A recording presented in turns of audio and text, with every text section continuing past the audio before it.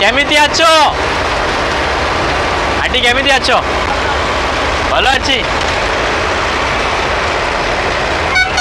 କେମିତି ଅଛ ଆଣ୍ଟି? ଭଲ ଅଛି। अंकल केमिति अच्छो? तमर ना कौन? हाँ साहू। सब लोग को कैसा बोलते हैं? सब लोग बद्दा, सब लोग ऑल उसको क्या बोलते हैं ओडियाई में? समझते समझते बोलो अच्छी। अरे हाँ कि ना? समझते बोलो अच्छी। ये बस किधर जा रहा है को कैसा बोलते? बस पर जाउछि। हाँ? बस पर जाउछि। क्या बोलते? ए बस पर जाउछि। ए बस कोड़े जाऊची। भुवनेश्वर जाऊची। मैं किधर से हूँ को कैसे बोलते हैं? मैं कहाँ से हूँ? हूँ क्यों तारो? मुंबई। तमे क्यों तारो? ओडिशारो कटक। चलो धन्यवाद।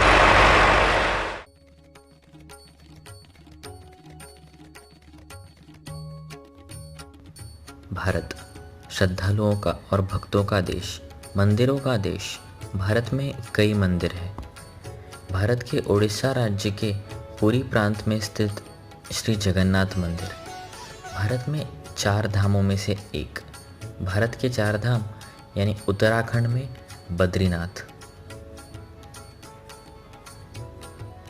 गुजरात में द्वारकाधीश मंदिर, तमिलनाडु में रामेश्वरम और ओडिशा में श्री जगन्नाथ मंदिर। यह है भारत के 4 धामों में से एक। बद्रीनाथ सबसे ऊपर उत्तराखंड में, द्वारकाधीश गुजरात में और पुरी ओडिशा में और रामेश्वरम तमिलनाडु में। उत्तराखंड के 4 छोटे धाम जिन्हें छोटा 4 धाम कहा जाता है वो है गंगोत्री, यमुनोत्री, केदारनाथ और बद्रीनाथ।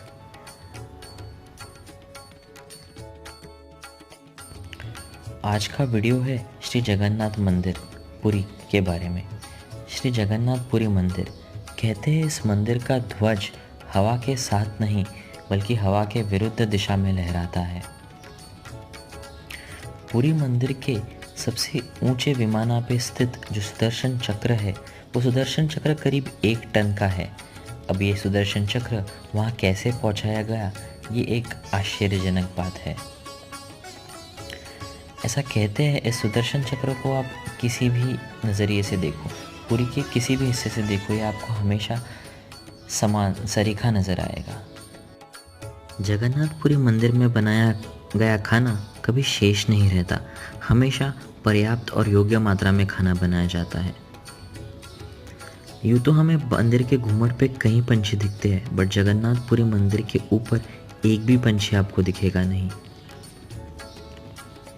ऐसा भी कहा जाता है कि पुरी के समंदर की लहरों का जो आवाज़ है वो जगन्नाथ मंदिर में नहीं चाहिए था सुभद्रा को, तो सुभद्रा देवी की इस मांग को पूरी करने के लिए आज भी मंदिर के गाभारे में जब आप प्रवेश करोगे तो जो लहरों का आवाज़ है, समंदर की लहरों का आवाज़, वो सुनाई नहीं देता। बाकी पूरे प्रांत में यह आवाज़ ज़रूर सुनाई देता है। और एक बात, इस मंदिर की परछाई आपको नहीं दिखेगी। जगन्नाथ मंदिर की परछाई है ही नहीं। अब इन बातों को आप विज्ञान कहोगे, पर जहाँ भगवान का वास है उसे चमत्कार ही कहना चाहिए। ऐसा कहते हैं यादव वंश की समाप्ति होने के बाद भगवान श्री कृष्ण ने अपना देह त्याग किया था एक शिकारी के बाण से। जब पांडवों को यह बात पता चली तो उन्होंने भगवान श्री कृष्ण के अंतिम संस्कार किए। उनका देह तो अग्नि के साथ समाप्त हो गया, परंतु उनका हृदय जो था वो तब भी धड़क रहा था। इस हृदय का विसर्जन पांडवों ने एक नदी में किया और कहते हैं फिर यही हृदय यहाँ जगन्नाथपुरी में पाया गया किसी आदिवासी के राजा को, और इसी हृदय को उसने पहले नील माधवा के रूप में पूजा किया। बाद में राजा श्री इंद्रमन्यु को इसके बारे में पता चला और उनको जब सपनों में जगन्नाथ जी ने दर्शन दिया तब ये हृदय जो था भगवान श्री कृष्ण का, इसे बीच में रखते हुए उन्होंने मूर्तियाँ बनवाई। और आज भी ऐसा कहते हैं कि नाभि कुलगुरु नाम की जो चीज़ है, वो चीज़ एक मूर्ति से दूसरी मूर्ति में डाली जाती है। मूर्तियाँ बदलती रहती है, पर ये जो भगवान के अंश है, श्री कृष्ण के अंश है, ये हमेशा रहते हैं।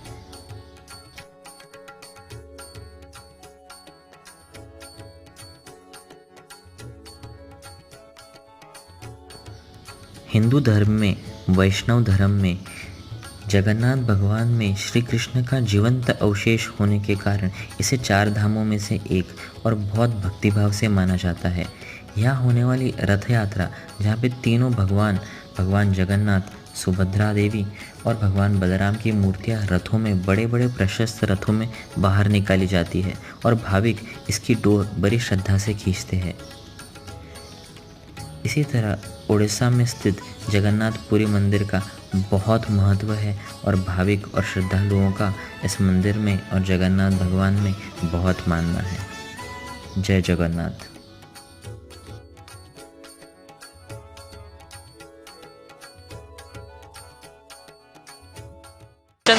बहुत मस्त लग रहा है। This is the Jagannathpuri beach and यहाँ पे पानी बाहर आ रहा है बहुत, तो थोड़ा मुझे ऊपर जाने दो। शिट, थोड़ा गीला हो गया मैं। एंड मैं अकेला हूँ, सोलो ट्रैवल कर रहा हूँ, so I can not keep my bag anywhere and get inside, नहीं तो मैं तो अंदर कूद ही जाता। और यहाँ पे पुरी में एक बात याद रखना, समंदर जो है वो डीप है। The sea is a bit deeper, तुरंत डीप हो जाता है, so be careful. And yes, इसके बाद हम लोग जाएंगे जगन्नाथपुरी टेम्पल। एंड जगन्नाथपुरी का स्टोरी काफ़ी इंटरेस्टिंग है, जो मैं आपको डेफिनेटली बताऊंगा। So this is the Indian Ocean, most stories to come. ये पिकनिक स्पॉट है इंडियन ओशन का। एंड पुरी बीच, अपना मरीन ड्राइव कैसा है वैसा है ये। एंड और भी सेक्युलर बीचेस होंगे ऑब्वियसली इंडियन ईस्टर्न कोस्ट पे, सो उधर भी डेफिनेटली जाएंगे, बट थोड़ा बाद में। So let's go to Jagannathpuri temple now, चलो। जो ISKCON I know, Hare Krishna. So guys, they are from ISKCON Russia and I met them here at the Jagannath temple in Puri. So Srila Prabhupada ki jai. Srila Prabhupada ki jai. So Srila Prabhupada was the one who carried the knowledge of the Bhagavad Gita to all the 7 oceans, correct? Jai Jagannath. Jai Jagannath. Jai Jagannath. Rama Rama. Jai Jagannath. Hare Krishna, Hare Krishna, Krishna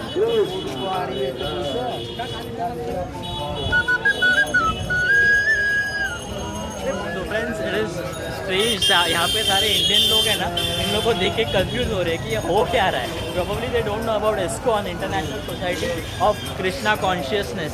सो ये International Society of Krishna consciousness, उसने वैष्णविज्म का spread all over the world किया है, not just here, everywhere. वो Jagannath temple में videography और photography कुछ allowed नहीं है, तो स्टोरी मैं इसलिए यहाँ पे बताता हूँ। जगन्नाथपुरी जो मंदिर है, उसका ओरिजिनल स्टोरी इंद्रमन्यु राजा से होता है, जो कि स्कंद पुराण में लिखा गया है। वो राजा को बहुत क्यूरियोसिटी थी कि जंगल में कोई एक ट्राइबल किंग किसी मधबाला नाम के भगवान की पूजा कर रहा है, तो वहाँ पे पहुँचा, उसने अपने मिनिस्टर्स भेजे और उसे बहुत क्यूरियोसिटी थी। वो खुद भी गया वहाँ पे, बट कुछ पता नहीं चल पाया, तो बहुत ट्रिक्स से और बहुत मेहनत से उन्होंने पता किया।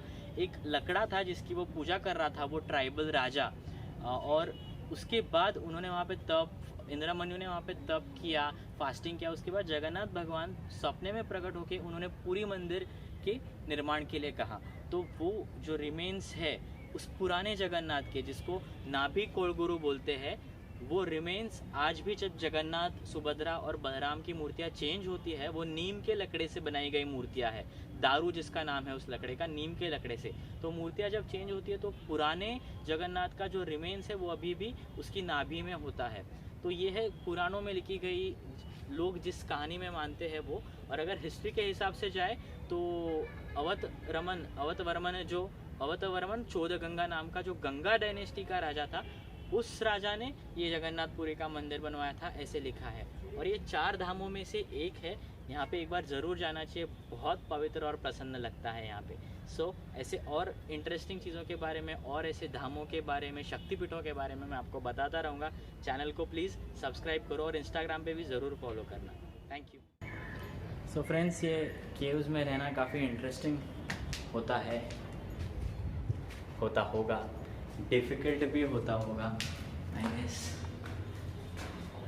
माय गॉड, पुराने तो पता नहीं यहाँ पे कैसे रहते रहेंगे। एक रात वैसे मैं केव में स्टेज कर चुका हूँ, बट पूरी लाइफ एक केव में रुकना क्या होता है वो तो शायद हम में से कोई समझ ही नहीं पाएगा कभी, because we don't live in caves, we live in cities, flats. मस्त है। Hey friends, so after visiting the Jagannath temple, I am here at the Udayagiri and Khandagiri caves बोलते हैं। ज़्यादा कुछ नहीं, वैसे अपने कानेरी केव्स की तरह ही है। काफ़ी रिमेन्स है यहाँ पे, जैन मंक्स का स्टे होता था। बिकॉज मेरे पीछे जो आप देख रहे हो वो है एक जैन मंदिर, the one in white colour over there. So वहाँ पे अभी आरती चालू है, घंटा का आवाज़ सुनाई दे रहा है आपको। तो जैन मॉन्क्स के स्टे के लिए और उनके प्रीस्ट के स्टे के लिए केव्स यूज़ करते थे। ये पहाड़ पे मैं, ये दो हिल्स है, उदयगिरी खंडगिरी। ये उदयगिरी पे केव्स है और वहाँ पे जहाँ पे जैन टेम्पल है वहाँ पे खंडगिरी पे केव्स है। सो दैट्स इट फ्रेंड्स, ऐसा सफ़र चलता रहेगा, कहीं ना कहीं हम जाते रहेंगे ज़रूर। एंड चैनल को प्लीज़ सब्सक्राइब करो एंड ये वीडियो को जितना हो सकता है उतना लाइक करो, शेयर करो एंड कमेंट करो। सो दैट्स इट, जल्दी मिलूँगा अगले ब्लॉग में। Till then bye.